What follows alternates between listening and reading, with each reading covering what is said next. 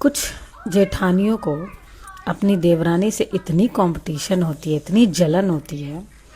अगर वो देवरानी बहुत अच्छे कपड़े ले रही है, घूमने जा रही है, अपनी ज़िंदगी के मज़े ले रही है, तो इन्हें बड़ी दिक्कत होती है।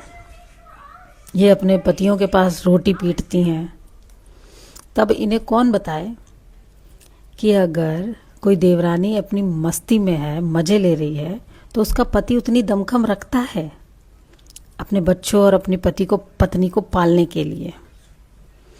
तुम्हारी तरह नहीं कि सास के और ससुर के पैसे पे पल रही हो तुम दोनों और अपने बच्चों को भी पाल रही हो, क्योंकि हमें तो कोई रोकने टोकने वाला नहीं है।